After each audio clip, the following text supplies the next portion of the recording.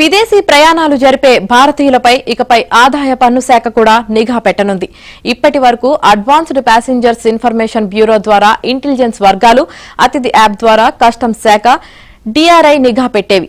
అదే కోవలో ఇప్పుడు ఐటీ శాఖ కూడా విమానయాన సంస్థలు భారతీయుల ప్రయాణాల వివరాలను అందించేందుకు ప్రత్యేక సాఫ్ట్వేర్ను రూపొందించింది.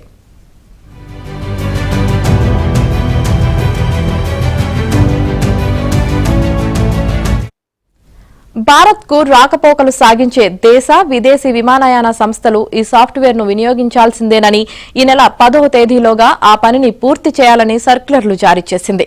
అంతేకాదు ఏప్రిల్ 1 నుంచి 2 విదేశీ విమానయాన సంస్థల విషయంలో ప్రయోగాత్మకంగా ఈ విధానాన్ని అమలు చేయనుంది. జూన్ 1 నుంచి అన్ని విమానయాన సంస్థలను తన నిఘా పరిధిలోకి తీసుకురానుంది.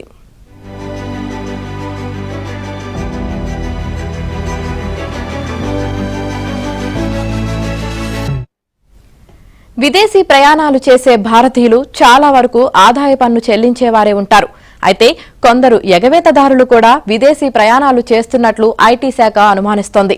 ఈ క్రమంలో విమాన టికెట్ పిఎన్ఆర్ నెంబర్పై ఎంతమంది ప్రయాణికులు రాకపోకలు సాగిస్తున్నారు, బంధుమిత్రులను వెంట తీసుకెళ్తున్నారా, టికెట్ను ఎంతకు కొన్నారు, ఎలా కొన్నారు, బ్యాగేజ్ బరువెంత, విమానంలో ఏం తిన్నారు అనే వివరాలను కొత్త సంవత్సరంలో రికార్డు చేయనుంది.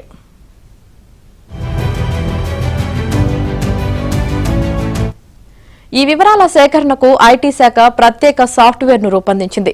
భారత్ కు రాకపోకలు సాగించే అన్ని విమానయాన సంస్థలు దీన్ని వినియోగించాలంటూ సర్క్యులర్లు జారీ చేసింది. ఈ నెల 10వ తేదీ వరకు గడువిచ్చింది.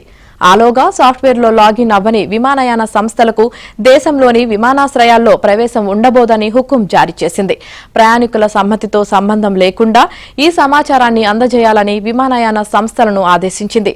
2 విదేశీ విమానయాన సంస్థల్లో ఈ విధానాన్ని ఫిబ్రవరి 25 నుంచి ప్రయోగాత్మకంగా అమలు చేయనున్నట్లు ఆ సర్క్యులర్లో పేర్కొంది. మార్చి 1 నుంచి అన్ని విమానయాన సంస్థలకు ఈ విధానం అమలవుతుంది.